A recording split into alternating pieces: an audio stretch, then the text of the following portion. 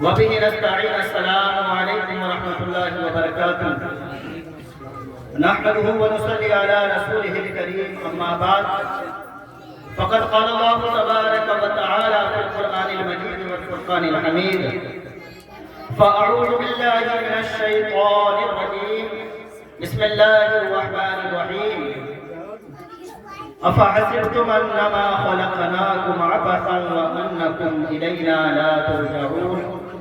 صدق الله ومولانا العظيم، وصدق رسوله النبي الأمين الكريم، ونحن على ذلك لمن الشاهدين والشاكرين، والحمد لله رب العالمين. إن الله وملائكته يصلون على النبي يا أيها الذين آمنوا صلوا عليه وسلموا تسليما. اللهم صل على سيدنا وشفيعنا وحبيبنا ومولانا محمد وآله وسلم عليه صلاة وسلاما عليك يا رسول الله يا نبي الله يا حبيب الله. چلے جب حضور سوئے فلک بلغ العلا بکمالہ، کوئی دیکھے رخ کی چمک دمک کشفت دجا بجمالہ. وہ ہے بے مثال دریج شک حسنت جمیع خصالہ، انہیں دیکھ لے تو پڑھیں ملک صلو علیہ وآلہ. اللہم صلی وسلم دائما ابدا علی حبیبک خیر الخلق کلہم. غوث اعظم کا منی بے سر و ساما مدد، غوث اعظم کا منی بے سر و ساما مدد، قبلہ دین مدد کعبہ امام مدد، قبلہ دین مدد کعبہ امام مدد. بگرداب بلا استادہ کشتی، ضعیفان شکستارات پشتی. بگرداب بلا استادہ کشتی، ضعیفان شکستارات پشتی. بہت کے خواجہ عثمان ہارونی، مدد کن یا معین الدین چشتی، مدد کن یا معین الدین چشتی. اور تاجدار سنت ارشاد فرماتے ہیں میری مدد کو تین ہیں کافی اور یہ تینوں یکتا ہیں. میری مدد کو تین ہیں کافی اور یہ تینوں یکتا ہیں. ایک ہے اللہ، ایک محمد، ایک شہید اللہ. ایک ہے اللہ، ایک محمد، ایک شہید الہی ہے. اللہم صلی وسلم دائما ابدا علی حبیبک خیر الخلق کلہم. حضرات محترم، ابھی آپ کے سامنے بہت سارے نعت حضرات اپنا کلام پیش فرما رہے تھے. ماشاءاللہ بہت ہی عمدہ بہترین انداز میں سب نے اپنا کلام پیش کیا. لہذا میں بھی بارگاہ رسالت میں آپ صلی اللہ علیہ وسلم کے ثنا خوان میں اپنا نام درج کرانے کی نیت سے تین اشعار آپ کے گوش گزار کرنے کی جسارت کر رہا ہوں. آئیے میرا سماعت فرمائیں. نہیں جس کو الفات، بھائی خاموش ہو جائے.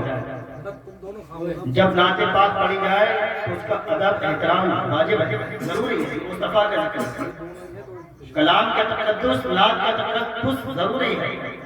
کیونکہ نعت کس کی تعریف ہے؟ نبی کی تعریف ہے، رسول کی تعریف ہے، ہمارے آقا کی تعریف ہے. اور آقا کی تعریف کیوں کرتے ہیں؟ کہ ان سے محبت ہے. اور اس لیے حضور نے فرمایا لا یؤمن احدکم حتی اکون احب الیہ من والدی و ولدی والناس اجمعین.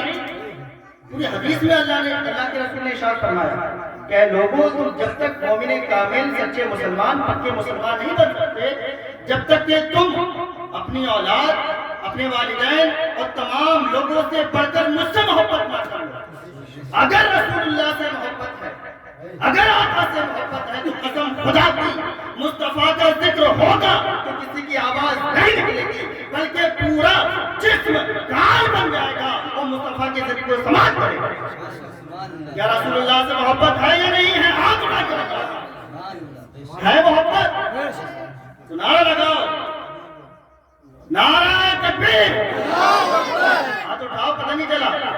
نعرہ تکبیر، نعرہ رسالت، نعرہ رسالت، نعرہ رسالت، نعرہ رسالت، نعرہ غوثیہ، نعرہ غوثیہ. خواجہ کا ہندوستان، خواجہ کا ہندوستان. سبحان اللہ، ماشاءاللہ. پتہ چل گیا آپ لوگ بیدار ہیں. یہی ایمان کی کیفیت ہوتی ہے. جب آقا کا ذکر کرا جائے اپنے مولاؤں کا ذکر کرا جائے، اپنے محسنین کا ذکر کرا جائے تو قسم خدا کی سارے خیالات، سارے تصورات اور تمام باتیں ایک طرف ختم کر دی جاتی ہیں اور اپنے محبوبوں کا ذکر پوری دل جمعی کے ساتھ اور پوری توجہ کے ساتھ اس کو سنایا جاتا ہے۔ تو حضرات محترم، یہ محبت کے تقاضے ہوتے ہیں، لہذا محبتوں میں کبھی بے حدی معاف نہیں ہوتی، محبتوں میں کبھی بے احترامی معاف نہیں کی جاتی ہے۔ محبت بڑا نازک مسئلہ ہے، بات طویل ہو جائے گی، وہاں نہیں جاؤں گا، بات تمہید کے طور پر میں نے بتا دی۔ تو لہٰذا آپ مکمل طور پر اب ذکر سننے کے لیے، مصطفیٰ کی تعریف سننے کے لیے، اللہ کا ذکر سننے کے لیے تیار ہو جائے۔ میں مختصری کوشش کروں گا گفتگو کروں، پھر حضرت اپنا خطاب فرمائیں گے۔ حضرات محترم، اس سے قبل میں 3 شعر آپ کی گوش گزار کرنا چاہوں گا۔ نہیں جس کو الفت شہ انبیاء سے، نہیں جس کو الفت شہ انبیاء سے، دو عالم میں اس کا گزارا نہیں ہے، نہیں جس کو الفت، نہیں جس کو الفت شہ انبیاء سے، دو عالم میں اس کا گزارا نہیں ہے، دو عالم میں اس کا گزارا نہیں ہے۔ خدا صاف قرآن، خدا صاف قرآن، خدا صاف قرآن میں کہہ رہا ہے، نبی کا نہیں جو ہمارا ہے۔ خدا صاف قرآن میں کہہ رہا ہے، نبی کا نہیں جو ہمارا نہیں ہے۔ اور حضرات محترم، یوں تو قرآن پاک پورا مصطفیٰ کی نعت ہے، الحمد سے لے کر والناس تک پورا قرآن مصطفیٰ کی نعت، مصطفیٰ کی حمد، مصطفیٰ کی تعریف، مصطفیٰ کی ثنا ہے۔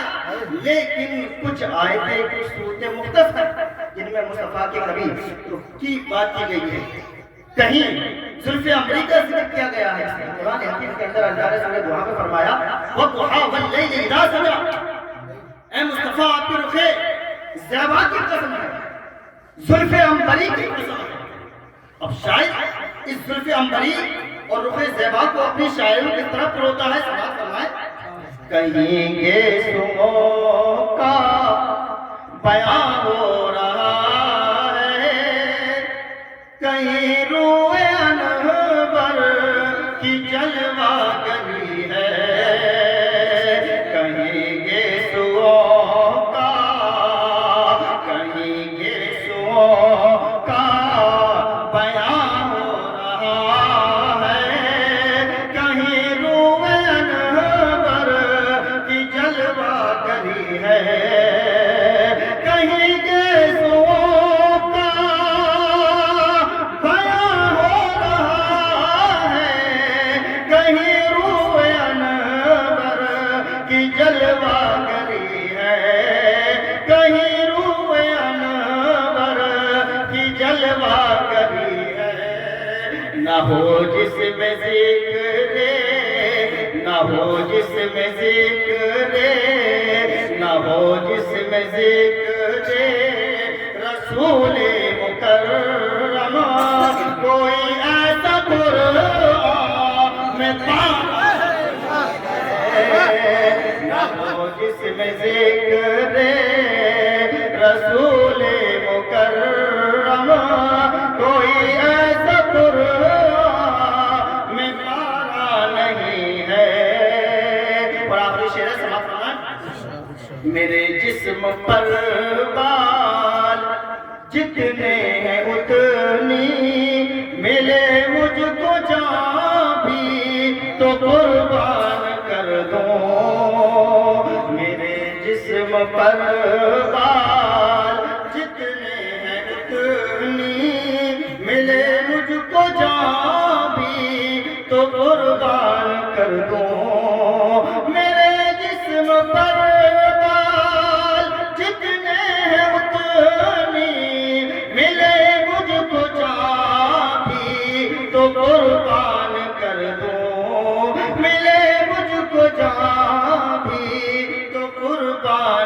کر دوں مگر ایک پل کو، مگر ایک پل کو ایمان چھوٹے حذیفہ کو ہرگز گوارا نہیں ہے، مگر ایک پل کو ایمان چھوٹے، مگر ایک پل کو ایمان چھوٹے، ارے ہم سب کو ہرگز گوارا نہیں ہے۔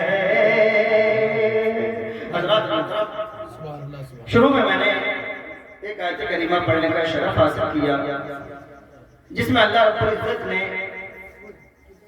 ارشاد فرمایا أَفَحَسِبْتُمْ أَنَّمَا خَلَقْنَاكُمْ عَبَثًا وَأَنَّكُمْ إِلَيْنَا لَا تُرْجَعُونَ، اے لوگوں کیا تم یہ گمان کرتے ہو کہ ہم نے تمہیں بے مقصد پیدا کر دیا ہے، اور کیا تم ہماری طرف لوٹنے والے نہیں، کیا تم ہماری طرف آؤ گے نہیں؟ حضرات محترم، یہ بات یاد رکھنا چاہیے، ہمارا اللہ، ہمارا رب، ہمارا معبود یہ خلاق کائنات ہے، اسی نے ساری کائنات کو پیدا فرمایا ہے، وہی آسمانوں کا رب ہے، وہی زمینوں کا رب ہے، وہی سمندروں کا رب ہے، وہی دریاؤں کا رب ہے، وہی کہکشاؤں کا رب ہے تو وہی فضاؤں کا رب ہے، وہی جبال کا رب ہے تو وہی رجال کا رب ہے، وہی پتھروں کا رب ہے تو وہی آگ کا رب ہے، وہی سونے کا رب ہے تو وہی لوہے کا رب ہے۔ غرض کے ہر چیز کا رب اور ہر چیز کا خالق اللہ رب العزت، اور اللہ رب العزت کی شان یہ ہے کہ وہ کسی بھی چیز کو بے مقصد پیدا نہیں فرماتا، وہ لفظ چیز کو پیدا نہیں فرماتا ہے، وہ کسی بھی کام کو بے مقصد نہیں کیا کرتا ہے، یہ اس کے شان کے منافی ہے کہ کسی چیز کو بے مقصد پیدا فرما دے، کسی چیز کو بے مقصد وجود عطا فرما دے، نہیں، ہر چیز کا اس نے ایک مقصد رکھا ہے۔ یہ بلندوں والا آسمان جو آپ دیکھتے ہیں اس کا بھی ایک مقصد اللہ نے رکھا ہے، یہ وسیع و عریض زمین جس پر ہم چل رہے ہیں، رہ رہے ہیں، زندگی بسر کر رہے ہیں، اس کا بھی ایک مقصد ہے۔ یہ درخت اللہ نے جو زمینوں کے اندر ان کی جڑیں پیوست کر دی ہیں اور یہ سینہ تان کے کھڑے ہوئے ہیں، اس کا بھی ایک مقصد ہے۔ یہ سمندروں کا پانی، یہ دریاؤں کا پانی اور ان سمندروں کے اندر جو مخلوقات اللہ نے پیدا کی ہیں ان کا بھی ایک مقصد ہے۔ یہ اللہ نے جبال، یہ رجال، یہ جمادات، یہ نباتات، یہ حیوانات، یہ جن و انس جو پیدا فرمائے اس کا بھی ایک مقصد ہے۔ یہاں تک کہ اللہ نے وہ چیزیں جن میں جان نہیں ہے اس کا بھی ایک مقصد رکھا ہے۔ ارے اللہ نے جنات کو پیدا کیا ہے اس کا بھی ایک مقصد رکھا ہے، ملائکہ کو پیدا کیا ہے اس کا بھی ایک مقصد رکھا ہے۔ ارے انسان، اللہ نے تجھے پیدا کیا تھا، وہ شان کے ساتھ پیدا کیا تھا، لقد خلقنا الانسان فی احسن تقویم، اے انسان ہم نے تجھے بہترین شکل و صورت پر پیدا فرمایا ہے، تجھے اعتدال کے ساتھ میں پیدا فرمایا ہے، تجھے دو آنکھیں عطا فرمائی ہیں، دو کان عطا فرمائے ہیں، ایک منہ عطا فرمایا ہے، اس میں زبان عطا فرمائی ہے، ناک عطا فرمائی ہے، تجھے دو ہاتھ اور دو پاؤں عطا فرمائے ہیں، تجھے سوچنے سمجھنے کے لیے عقل عطا فرمائی ہے، تجھے دل ایک عطا فرمایا ہے جو تیری پوری باڈی کو چلایا کرتا ہے، تیری پوری باڈی کو خون پمپ کیا کرتا ہے، تیرا پورا جسم اللہ نے عطا کیا ہے، بنایا ہے۔ حضرات محترم، اللہ رب العزت نے دوسری جگہ ارشاد فرمایا کنتم خیر امت اخرجت للناس، اے لوگوں ہم نے تمہیں بہترین امت بنایا ہے لوگوں کے لیے، کس لیے؟ تاکہ تم لوگوں کو نیکی کا حکم دو اور برائی سے روکو۔ حضرات محترم، دوسری جگہ اللہ نے ارشاد فرمایا یا ایھا الناس اعبدوا ربکم الذی خلقکم، اے لوگوں، اے انسانوں، تم اس رب کی عبادت کرو جس نے تمہیں پیدا کیا ہے۔ حضرات محترم، جب اللہ نے انسان کی اتنی تعریف سے قرآن حکیم کے اندر بیان فرما دی ہے کہ انسان ہم نے تجھے بہترین صورت پر پیدا فرمایا ہے، ہم نے تجھے تمام مخلوقات میں اشرف المخلوقات کا درجہ عطا فرمایا ہے، اے انسان یا ایھا الناس انا خلقناکم من ذکر وانثی وجعلناکم شعوبا وقبائل لتعارفوا، اے انسان ہم نے تجھے ایک مرد ایک عورت یعنی حضرت آدم اور حضرت حوا علیہ السلام سے پیدا فرمایا ہے، اے انسان ہم نے تجھے بڑی فضیلت عطا فرمائی ہے، بڑا شرف عطا فرمایا ہے، اے انسان جب ہم نے تجھے فضیلتیں اور شرف عطا فرمایا ہے تو کان کھول کے سن لے اور یہ بات اپنے دلوں میں بٹھا لے کہ ہم نے تجھے اگر پیدا فرمایا ہے اس کا بھی ایک مقصد ہے اور وہ مقصد یہ ہے وَمَا خَلَقْتُ الْجِنَّ وَالْإِنسَ إِلَّا لِيَعْبُدُونِ اے انسان ہم نے تجھے اپنی عبادت کے لیے پیدا کیا، اپنے آگے سجدہ کرنے کے لیے پیدا کیا، اپنا ذکر کرنے کے لیے پیدا کیا، اپنے آپ کو رب و معبود بنانے کے لیے پیدا کیا، اور فقط عبادت، نماز، حج، زکوٰۃ، روزہ، صدقہ و خیرات یہ سب کروا لینا یہ مقصد نہیں تھا، مقصد کچھ اور تھا، بات اندر کی کچھ اور ہے۔ ارے اللہ کو کیا ضرورت ہے کہ تم سے نمازیں پڑھوائے؟ اللہ کو کیا ضرورت ہے کہ تم سے روزے رکھوائے؟ اللہ کو کیا ضرورت ہے کہ تم سے حج کروائے؟ اللہ کو کیا ضرورت ہے کہ تم سے صدقہ و خیرات اور قربانی کروائے؟ ارے اللہ کو کیا ضرورت ہے کہ تمہارے مال میں سے 2.5% غریبوں کو تقسیم کروائے؟ اسے کوئی ضرورت نہیں ہے اپنی عبادت کی، اس نے فرما دیا ہے قُلْ هُوَ اللَّهُ أَحَدٌ، اے محبوب آپ فرما دیں اللہ ایک ہے، اور ایک ہونے کا مطلب سمجھتے ہیں؟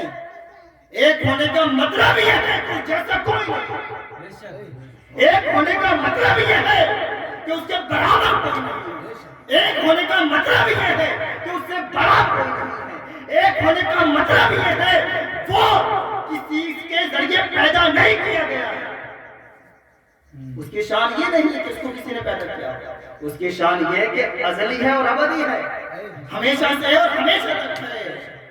آگے فرمایا اللہ الصمد، اللہ بے نیاز ہے، اللہ کس سے بھی بے نیاز ہے؟ تمہاری نماز سے بے نیاز ہے، تمہارے روزوں سے بے نیاز ہے، تمہارے صدقہ و خیرات سے بے نیاز ہے، تمہاری زکوٰۃ سے بے نیاز ہے، اور تمہارے حج و عمرہ سے بے نیاز ہے، تمہارے دولت سے بے نیاز ہے۔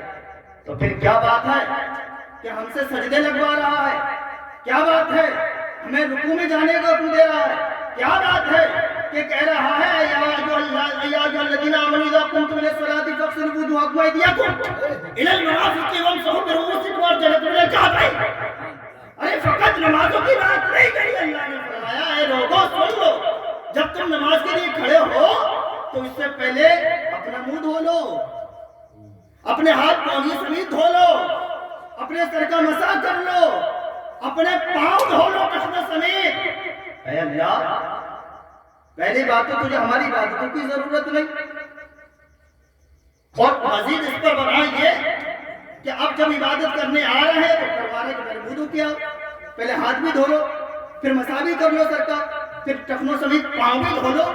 یا اللہ کیا بات ہے، اتنا اہتمام کیوں ہے؟ تو حضرات محترم میرے آپ کے سامنے ایک آیت کریمہ پڑھی وما خلقت الجن والانس الا لیعبدون، مفسرین کرام ارشاد فرماتے ہیں لیعبدون کی تشریح فرماتے ہیں، تفسیر فرماتے ہیں اور ارشاد فرماتے ہیں اے لوگوں سن لو، اللہ تمہاری عبادتوں میں بے نیاز ہے، لیکن وہ چاہتا یہ ہے لیعبدون کا مطلب یہ ہے کہ تم اس کی معرفت حاصل کر لو، تمہیں اس کی پہچان مل جائے، تم اس کو پہچاننے لگو، تم اس کی ذات کو پہچاننے لگو، تم اس کی صفات کو پہچاننے لگو، تم اس کا تقرب حاصل کرنے والے ہو جاؤ، تم اس کے قریب ہو جاؤ، تم اس کی محبت مل جائے۔ اللہ یہ چاہتا ہے کہ جب اپنے بندے کو نماز کے لیے کھڑا کروں اور جب قیام کے بعد رکوع کے بعد سجدے میں جائے تو میں یہ ارشاد فرماؤں وہ سجدہ واقعی قریب ہے، اے لوگوں سجدہ کرو میرے قریب ہو جاؤ۔ جب اللہ نے نماز کے لیے کھڑا کرا اور حالت سجدہ میں بندہ گیا تو فرما دیا واسجد واقترب، کہ لوگوں سجدہ کرو اور میرا قرب حاصل کر لو۔ تو پتہ یہ چلا عبادتوں کا مقصد اللہ کی قربت ہے، عبادتوں کا مقصد اللہ کی معرفت ہے، عبادتوں کا مقصد اللہ کی محبت ہے۔ اور حضرات محترم قرب اسے دیا جاتا ہے جس سے محبت ہوتی ہے، بات صحیح ہے، مشبہ کو نہیں دیا جاتا ہے۔ اگر مثال کے طور پر کوئی مجازی محبت کرتا ہے کسی سے، مجازی محبت سمجھتے ہیں لڑکی لڑکی کی محبت، کھلے الفاظ میں سن لو، بات سمجھانے کے لیے کہہ رہا ہوں، تمثیل پیش کر رہا ہوں. جب کوئی مجازی محبت دنیاوی اعتبار سے کر لے تو وہ اپنے محبوب کی قربت چاہتا ہے، اپنے محبوب کا وصال چاہتا ہے، اس سے ملاقات چاہتا ہے، اس سے میٹنگ کرنا چاہتا ہے، اس سے بات کرنا چاہتا ہے، اس کے ساتھ تنہائی چاہتا ہے کہ وہ وقت مجھے دے، اس سے تنہا ہو جاؤں اور اپنے دل کی باتیں کر لوں، اپنے دل کا مدعا پیش کر دوں اس کے سامنے، اور میرے دل کی بات کو سنے، اس کو سمجھے، اور پھر اس کا پوزیٹو ریپلائی دے، اس کا ایک اثر مجھے ملے، اس کی میری محبت کا بدلہ مجھے محبت ملے. وہ یہ سوچتا ہے. حضرات محترم، یہ اس بندے کی محبت تھی کہ جس نے پہلے اپنے محبوب سے محبت کری، پھر اس کے دل میں خواہشیں بڑھی کہ مجھے اس کی قربت مل جائے، اس سے تنہائی مل جائے، اس سے باتیں ہو جائیں. قسم خدا کی، اللہ نے سب سے پہلے اپنے بندے سے محبت کی. اللہ نے سب سے پہلے اپنے بندے سے محبت کی ہے، پھر اس کے بندے نے اس سے محبت کی ہے. ورنہ اگر اللہ توفیق نہ دے تو کوئی اللہ سے محبت نہیں کر سکتا. بغیر اس کی توفیق کے کوئی اللہ سے محبت نہیں کر سکتا. تو اللہ یہ چاہتا ہے کہ جب اللہ نے محبت کی ہے تو اللہ چاہتا ہے لوگوں کو سجدو، تم سجدہ کرو، وقت قریب میں تمہیں اپنا قرب عطا کر دوں گا. کیونکہ حضرات محترم، سجدہ ایسی حالت ہے کہ جب بندہ سجدے میں جاتا ہے تو قسم خدا کی تمام حجابات ہٹا دیے جاتے ہیں اور رب ہو تو اس کا بندہ ہوتا ہے. اور اللہ کی تجلیات، نورانیت، محبت، رحمت، شفقت، پیار سب پر نثار کر دیا جاتا ہے. لیکن حضرات محترم، انسان ہے کتنا بے حس ہے، اس بات کو سمجھتا نہیں ہے. تو اللہ ارشاد فرماتا ہے، یا ایھا الانسان ما غرک بربک الکریم. اے انسان، تو اپنے رب کریم سے کیوں بھاگ رہا ہے؟ کس چیز نے تجھے اپنے رب سے دور کر دیا ہے؟ انسان اپنے رب سے دور نہ جا. حضرات محترم، تو معلوم یہ ہوا کہ عبادتوں کا مقصد فقط اللہ کی معرفت ہے، اس کی محبت حاصل کرنا ہے. اور اگر کسی بندے کو اللہ کی معرفت حاصل نہیں ہو رہی ہے، باوجود اس کے کہ وہ عبادت بھی کر رہا ہے، نماز بھی پڑھ رہا ہے، صدقہ و خیرات بھی کر رہا ہے، زکات بھی دے رہا ہے، لیکن عبادت اگر اللہ کی محبت اور معرفت اس کو ایک خاص اس میں سے حصہ نہیں مل پا رہا ہے، تو اس کا مطلب یہ ہے کہ وہ اس طرح عبادت نہیں کر رہا رب کی جس طرح اس کا منشا ہے، جس طرح وہ چاہتا ہے. کیونکہ حدیث پاک میں آتا ہے، حضور نبی علیہ الصلوۃ والتسلیم ارشاد فرماتے ہیں، اے لوگوں اپنے رب کی عبادت ایسے کرو، نماز ایسے پڑھو، گویا کہ تم رب کو دیکھ رہے ہو، گویا کہ تم رب کو دیکھ رہے ہو. اس کا مطلب کیا ہے؟ یعنی اگر کوئی انسان، اگر یہ ممکن ہو جائے، حالانکہ ممکن نہیں ہے، جب بیٹھے ہوئے ہیں بتائیں گے، یہ اعتقاد علم کلام کی بات ہے. دنیا کے اندر اللہ کا دیدار کسی کے لیے ممکن نہیں ہے، سمجھے؟ مصطفیٰ کو بھی اگر اللہ نے اپنا دیدار کرایا ہے تو معراج پر بلایا ہے.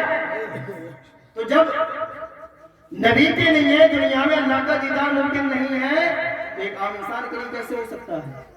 سمجھ رہے ہیں؟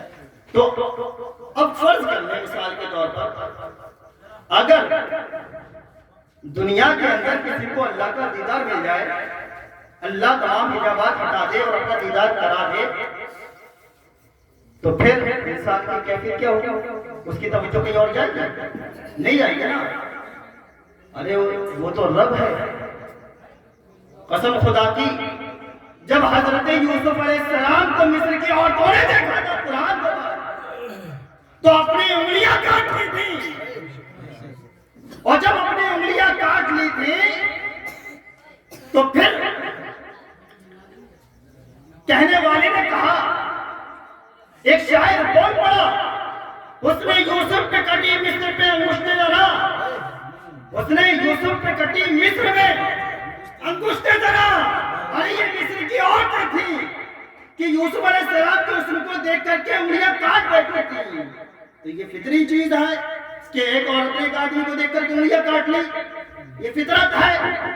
تو ان کے دیدار میں ان کے حسن میں ایسی محب ہو گئی. لیکن قسم خدا کی ایک شاعر اسی میں کہتا ہے کہ اس نے یوسف پہ کٹی مصر میں انگشت زنا. یہ مصر کی عورتیں تھیں جو حضرت یوسف علیہ السلام کو دیکھ کر کے انگلیاں کاٹ بیٹھی تھی. قسم خدا کی جب اللہ کا آخری پیغمبر آخری محبوب جناب احمد مصطفیٰ محمد مصطفیٰ اس دنیا میں تشریف لائے تو اللہ عائشہ صدیقہ رضی اللہ تعالیٰ عنہا ارشاد فرماتی ہے اے لوگوں وہ مصر کی عورتیں تھیں جو یوسف علیہ السلام کو دیکھ کر کے انگلیاں کاٹ بیٹھی تھی. ارے قسم خدا کی میں مصطفیٰ کو دیکھ لیتی تو اپنے دل کاٹ بیٹھتی. کیا مصطفیٰ کو سنوں گا. اس نے یوسف پہ کٹی مصر میں انگشت زنا. سر کٹاتے ہیں تیرے نام پہ مردان. ارے یہاں عرب کے مرد ہیں جو فقط مصطفیٰ کو دیکھ کر نہیں نام پر زندگی کٹا رہے ہیں. تو کیا اس میں مصطفیٰ ہوگا؟ کیا اس میں مصطفیٰ ہوگا؟ رخ مصطفیٰ ہے وہ آئینہ. جب ایسا دوسرا آئینہ خدایوں صاحب کہتے ہیں رخ مصطفیٰ ہے وہ آئینہ کہ اب ایسا دوسرا آئینہ نہ کسی کی بچ میں خیال میں نہ دکان آئینہ. تو مصطفیٰ کی تمثیل نہیں ہے, مصطفیٰ کی نظیر نہیں ہے, مصطفیٰ جیسا کوئی نہیں ہے. بات یہ چل رہی تھی اگر رب آ جائے اور اپنا دیدار کرا دے کسی بندے کو, حالانکہ ممکن نہیں, فرض کر لو, تو حالت یہ ہوگی کہ بندہ کہیں دیکھے گا نہیں, توجہ کہیں جا نہیں سکتی. اور اللہ کے رسول کیا فرما رہے ہیں کہ لوگوں اب یہی تصور کر لو کہ تم نماز میں کھڑے ہو, نیت بعد میں ہو, اب یہ نیت کر لو, تصور کر لو کہ ہم اللہ کو دیکھ رہے ہیں. جب یہ کیفیت ہو جائے گی تو قسم خدا کی اللہ اپنی رحمت تم پر نچھاور کر دے گا, اپنی محبت نچھاور کر دے گا, اپنی معرفت تم کو عطا کر دے گا. جب یہ حال ہوگا تو قسم خدا کی پھر مقام آپ کا یہ ہوگا کہ آپ کے قدم زمین پر ہوں گے لیکن چرچ آسمانوں میں ہوں گے. آپ کا ذکر پھر آسمانوں میں کیا جائے گا. فَاذْكُرُونِي أَذْكُرْكُمْ, تم میرا ذکر کرو میں تمہارا ذکر کروں. سمجھے؟ تو حضرات محترم یہ سب اللہ رب العزت کے ذکر کی, معرفت کی, اس کی تجلیات کی, اس کی صفات کی برکتیں ہیں کہ جب بندہ اس طرح ذکر کرتا ہے, عبادت کرتا ہے تو اللہ اسے اپنا خاص قرب, محبت اور معرفت عطا فرما دیا کرتا ہے. تو حضرات اگر یہ بھی کیفیت نہ بنے تو مصطفیٰ فرماتے ہیں تو کم سے کم کیفیت یہ ہو کہ وہ یہ سوچے کہ اللہ مجھے دیکھ رہا ہے. جب یہ کیفیت ہو جائے گی تو خوف تو ہوگا, خوف کے ذریعے پڑھ لو گے, کچھ تو توجہ بنے گی نماز میں. اگر تھوڑی بھی توجہ ہو گئی تو اللہ بڑا بے نیاز ہے, چاہے ایک سجدے میں آپ کی مغفرت فرما دے, اپنا قرب عطا فرما دے, محبت عطا فرما دے. آئیے بڑی ایک عقیدت سے بات کر دوں, ہمارے حضرت کے بیٹھے ہیں مزاج آئیں, یہ تو بات آپ نے سن لی مسجد المختلف, اب اس کی زندہ تفسیر سنتے چلیے. حضرت گواہ ہیں, واقعہ کتابوں میں لکھا ہوا ہے. حضور صاحب اقتدار مطیع الرسول حضرت علامہ مولانا عبد المقتدر قادری بنانی, اس ذات کا نام ہے, سن لو, شاید کہ اشرفی ہوں یہاں پہ بیٹھو گے, محدث اعظم ہند چوچا والے, محدث اعظم ہند جو محدث ہیں, محدث کہتے ہیں جس کو حدیث کا علم آتا ہے, حدیث پہ عبور حاصل و مہارت حاصل, اس کو محدث کہتے ہیں. ان محدث اعظم کو محدث اعظم ہند بنانے والا کوئی اور نہیں ہے, وہ مقتدر آقا کی ذات ہے. مقتدر آقا نے حدیث پڑھائی اور سند پڑھائی ہے, تو آج ساری دنیا میں محدث اعظم ہند کے نام سے وہی مقتدر آقا بتانے والی. کتابوں میں لکھا ہوا آتا ہے جب وصال کا وقت ہوا, فجر کی نماز ہے, فجر کی فرض کی 2 رکعت کی نیت باندھی, آخری خط ہے, آخری سجدہ ہے, سجدے میں سر رکھا ہے اور روح قفس انچری سے پرواز کر گئی ہے, روح قفس انچری سے پرواز کر رہی ہے. اب تصور کریں کہ نماز کی حالت ہے, اور نماز میں بھی وہ حالت ہے جو سب سے عظیم ہے, سجدے کی حالت ہے, اور اللہ فرما رہا ہے وسجدوا, سجدہ کرو, وقت قریب ہو اور میرے قریب ہو جاؤ. اب یہ بتاؤ بندہ سجدے میں ہے, روح نکل رہی ہے, اب روح کہاں جا رہی ہے, روح کہاں جا رہی ہے, اب روح اس کے پاس جا رہی ہے کہ جس کا ذکر ساری زندگی کرتے رہے. جس کا تذکرہ ساری زندگی کرتے رہے، ارے جس کی عبادت ساری زندگی کرتے رہے، جس کی معرفت محبت ساری زندگی کرتے رہے ہیں، ارے جس کا تقرب، جس کی قربت ساری زندگی حاصل کرنے کی کوشش کرتے رہے ہیں، اب یہ تمام زندگی کا ثمرہ عطا کیا جا رہا ہے کہ اب اس کا بندہ سجدے میں آ گیا ہے، مولا کی رحمت کو اس کو پیار آ گیا ہے، اور بندے نے سجدے میں سر رکھ دیا ہے، مولا نے اپنے پاس بنا دیا اور بتا دیا دیکھو یہ خدا کا بندہ ہے، خدا کا محبوب ہے، خدا کا عاشق ہے، خدا سے محبت کرنے والا ہے، ارے اس نے خدا سے محبت کی ہے تو خدا کی محبت کو یہ غیرت آتی ہے کہ جب مجھ سے بندہ محبت کرے تو میں پھر اس کا جواب محبت سے دیا۔ جب بندے نے سجدے میں سر رکھ دیا ہے تو مولا نے بھی اپنی قربت عطا فرما دی اور دنیا والوں کو بتا دیا ہے یہ کوئی عام بندہ نہیں ہے، یہ ایک بڑا خاص بندہ ہے جو میرا محبوب ہے۔ حضرات محترم، یہ حضرت مقتدر آقا کی ذات ہے، کوشش کرو کہ ہم اپنے اسلاف کی طرح بنیں، ان کے نقش قدم پر چلیں، ان کے طریقے پر گامزن ہو جائیں۔ قسم خدا کی جب ایسے بندوں کے راستے پر چلو گے تو اگر شیطان بھی بہکانے آئے گا نا تو یہ عقیدہ رکھو وہی ہماری لاز رکھنے کو مدد کر پائے گا۔ غوث اعظم فرماتے ہیں کہ لوگوں اگر تم شیر کے منہ میں بھی پہنچ جاؤ اور جب تک اس کی حلق سے نیچے نہ اترے ہو تو مجھے پکارو مدد کرنے میں وہاں بھی مدد کرتا ہوں۔ یہ عقیدہ مضبوط ہونا چاہیے۔ لوگ کہتے ہیں کہ ارے صرف اللہ سے مدد مانگو، کسی اور سے مدد کیوں مانگتے ہو، یا نبی کیوں کہتے ہو، یا علی کیوں کہتے ہو، یا غوث یا خواجہ کیوں کہتے ہو؟ اعتراضات کرتے ہیں۔ وہابیت پھیل رہی ہے،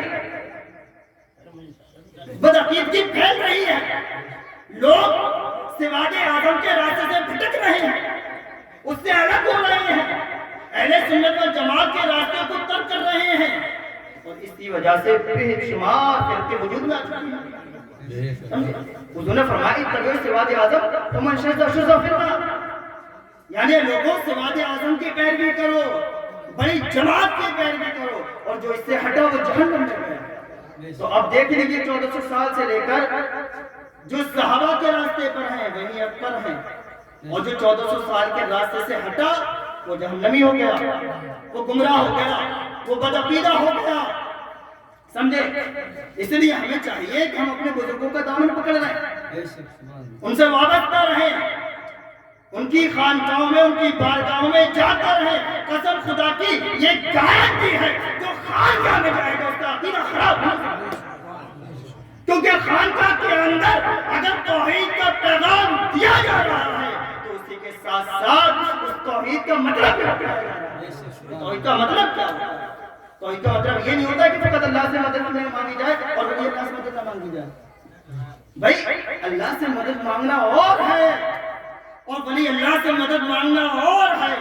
اب مثال کے طور پر ہم دن اور رات میں روزمرہ کی زندگی میں ذرا کتنوں سے مدد مانگتے ہیں؟ کسی سے بھائی 10,000 روپے لے کے ادھار دے دیے، میری مدد کر دو، فلاں تاریخ کو دے دو، میری مدد ہوئی نہ ہوئی، یہ شرک ہوگا؟ تو نہیں، یہ تو زندگی کے معاملے۔ سن لیجیے ایک اصول کی بات، سن لیجیے، جو شرک معاملات میں ہوگا وہی دین میں بھی ہوگا، اور جو شرک یہاں ہے وہ وہاں بھی ہے۔ ایسا نہیں ہے شرک کی ڈیفینیشن الگ ہے، تعریف الگ ہے، سمجھے؟ یعنی جب ہم کسی ولی اللہ کو اپنا مددگار سمجھ کر اس سے مدد مانگ لیں تو کہتے شرک ہے، اور کسی عام انسان سے کچھ مانگ لیں، پیسے لے لیں، مدد کے لیے بلا لیں تو کہتے ہیں تو دنیاوی معاملات۔ اچھا یہ بتائیے دنیاوی معاملات ہیں، بڑی غور کی بات ہے، تھوڑا ایلیمنٹ پوائنٹ ہے، بڑی غور کی بات ہے۔ اگر ہم کسی ولی اللہ سے مدد مانگیں، اگر اللہ نہ چاہے تو مدد کر سکتے ہیں؟ بتاؤ، غریب آواز سے مدد مانگیں، اللہ نہ چاہے کر سکتے ہیں؟ نہیں کر سکتے۔ یہ عقیدہ ہے سنت کا۔ ہم رسول اللہ سے مدد مانگیں لیکن اللہ نہ چاہے کر سکتے ہیں؟ نہیں کر سکتے، یہ عقیدہ ہے سنت کا۔ غوث پاک بھی نہیں کر سکتے جب تک اللہ نہ چاہے، ٹھیک ہے؟ اسی طرح اگر دنیاوی اعتبار سے اگر ہم کسی سے مدد مانگ لیں، راشد بھائی سے مدد مانگ لیں لیکن اللہ نہ چاہے یہ بھی نہیں کر پائے، سمجھے؟ تو پھر مدد کا معاملہ جو ہے وہ اصل معاملہ یہ ہے کہ اگر ہم نے یہ عقیدہ رکھ لیا کہ یہ جو بندہ ہماری مدد کر رہا ہے یہ ذاتی طور پر کر رہا ہے حقیقی طور پر کر رہا ہے معاذ تو یہ شرک ہے، کیونکہ یہ شان بندے کی نہیں ہے کہ ذاتی طور پر کرے یا حقیقی طور پر مدد کر لے، یہ شان فقط اللہ کی ہے۔ اللہ کی شان یہ ہے کہ وہ جس کی مدد کرتا ہے وہ اپنی ذاتی طور پر کرتا ہے، وہ کسی سے مدد لے کے نہیں کرتا ہے، وہ حقیقی طور پر کرتا ہے، وہ کسی کے محتاج نہیں ہے مدد کرنے میں، لیکن بندہ اپنے رب کا محتاج ہے۔ وہ جب کسی کی مدد کرے گا، مثال کے طور پر ہم نے مدد مانگی اپنے پیر سے، حضور تاجدار اہل سنت سے، کہ حضور تاجدار اہل سنت ہمیں بڑی پریشانی ہے، ہماری مدد فرمائیں، تو وہ کہاں جائیں گے؟ وہ اپنے پیر کے پاس جائیں گے کہ حضور آپ ہماری مدد فرمائیں، اپنے مرید کی مدد کریں، وہ اپنے پیر کے پاس جائیں گے، وہ اپنے پیر کے پاس جائیں گے، اسی طرح سلسلہ پہنچے گا غوث اعظم تک۔ اور غوث اعظم کہاں جائیں گے؟ وہ اپنے شیخ حضرت ابو سعید مخزومی کے پاس جائیں گے، وہ کس کے پاس جائیں گے؟ وہ اپنے شیخ کے پاس جائیں گے، اور وہ کس کے پاس جائیں گے؟ وہ اپنے شیخ کے پاس جائیں گے۔ اسی طرح سلسلہ حضرت حسن بصری تک پہنچے گا، اور یہ سلسلہ فقط حضرت حسن بصری تک نہیں، مولا علی تک پہنچے گا، اور مولا علی سے رسول اللہ تک پہنچے گا، اور رسول اللہ سے اللہ تک پہنچے گا، اور اللہ فرماتا ہے ید اللہ علی فرقہم، ارے اللہ کا ہاتھ جو مصطفیٰ کے ہاتھ میں ہے، یہ اللہ ہی کا ہاتھ ہے، اللہ کا دستے قدرت ہے۔ تو پتہ یہ چلا کہ مدد حقیقت میں وہ اوپر سے آ رہی ہے، اور جتنے یہ لوگ آ رہے ہیں سب وسیلہ اور ذریعہ یہ سب ذریعہ اور وسیلہ بن رہے ہیں۔ اب ید اللہ علی فوق ایدیہم جو اللہ نے فرمایا ہے کہ ان کے ہاتھ پر اللہ کا ہاتھ ہے، ہاتھ کا ترجمہ کرو لفظی، پتہ چلے گا کہ علماء کس طرح فتویٰ لگاتے ہیں مفتی علی صاحب۔ تو جہاں لفظی ید آتا ہے اور اللہ تو جسم و جسمانیت سے پاک ہے، اس کا تو نہ ہاتھ ہے نہ پیار ہے نہ پاؤں ہے، یہ اہل سنت کا عقیدہ، مجھے جسم و جسمانی سے پاک ہے، قرآن کہہ رہے ہیں کہ اللہ فوق ایدیہم، اللہ کا ہاتھ۔ اب ہاتھ سے مراد کیا لوگے؟ تو یہاں علماء فرماتے ہیں یہاں ہاتھ سے مراد دست قدرت لیں گے، یعنی اب دست قدرت کیا ہے؟ دست قدرت یہ ہے کہ اللہ کی مدد رسول اللہ کی طرف ہے، اللہ کی مدد رسول اللہ کے لیے ہے، رسول اللہ کی مدد مولا علی کے لیے ہے، مولا علی کی مدد حسن بصری کے لیے ہے، حسن بصری کی مدد ابو سعید مخزومی کے لیے ہے، ابو سعید مخزومی کی مدد غوث اعظم کے لیے ہے، غوث اعظم کی مدد سیدنا شاہ آل احمد اچھے میاں کے لیے ہے، اچھے میاں کی مدد شاہ آل عبد المجید کے لیے ہے، اور عبد المجید کی مدد سیف اللہ مسلول کے لیے ہے، سیف اللہ مسلول کی مدد تاج الفہود کے لیے ہے، تاج الفہود کی مدد صاحب اقتدار کے لیے ہے، صاحب اقتدار کی مدد قاضی دولہ کے لیے ہے، اور قاضی دولہ کی مدد تاجدار اہل سنت کے لیے ہے، اور تاجدار اہل سنت کی مدد ہم تمام قادرین و سالمیوں کے لیے ہے۔ تو کہاں شرک ہوا؟ کہاں شرک ہوا؟ بھئی حقیقی مدد تو اللہ نے کر دی، اب جتنے ذریعے وسیلے بنے سب مجاز ہیں، حقیقت میں تو اللہ مدد کرنے والا ہے، تو اس سب مجاز بنے۔ ایک حدیث سے پاک کا تھوڑا سا ٹکڑا سنا، اللہ نے فرمایا ایاک نعبد و ایاک نستعین، اے لوگوں کہو کہ ہم تیری ہی عبادت کرتے ہیں، تجھ سے مدد طلب کرتے ہیں۔ یقیناً اب جو بدعقیدہ لوگ ہیں وہ کہتے ہیں دیکھو اللہ نے عبادت کے ساتھ میں مدد کا لفظ فرمایا ہے، نصرت کا لفظ فرمایا ہے، تو یعنی کہ عبادت بھی اسی کی جائے گی اور مدد بھی اسی سے طلب کی جائے گی، لہٰذا کسی اور سے مدد مانگ لی تو یہ شرک ہو جائے گا۔ اچھا ایسی بات ہے تو ان سے پوچھو کیا بھائی ایک لفظ کا صرف ایک ہی مطلب ہوتا ہے یا اس کا کوئی اور بھی مطلب نکل سکتا ہے اور بھی الفاظ ہو سکتے ہیں؟ کبھی ایسا ہوتا ہے کہ ایک لفظ کے کئی مطلب ہوتے ہیں، اور کبھی ایسا ہوتا ہے کہ کئی الفاظ کا کئی متعلق کا کوئی معنی کا ایک لفظ ہوتا ہے، ایسا بھی ہوتا ہے، یہ لغت کا علم ہے۔ تو لہذا اب اللہ نے یہاں جو فرمایا ایاک نعبد و ایاک نستعین، اب علماء فرماتے ہیں کہ یہاں عبادت سے جو مراد ہے وہ فقط اللہ کی ذات مراد ہے، عبادت فقط اللہ کی ہوگی، اس میں نہ حقیقت ہے نہ مجاز ہے، سمجھ رہے؟ عبادت میں نہ حقیقت ہے نہ مجاز ہے۔ ہم رسول اللہ کا کلمہ پڑھتے ہیں لیکن سجدہ اللہ کو کرتے ہیں، رسول اللہ کو سجدہ نہیں کیا ہے، تعظیمی سجدہ اور امت میں جائز تھا لیکن رسول اللہ نے اپنی شریعت میں منع فرما دیا، حرام کر دیا ہے۔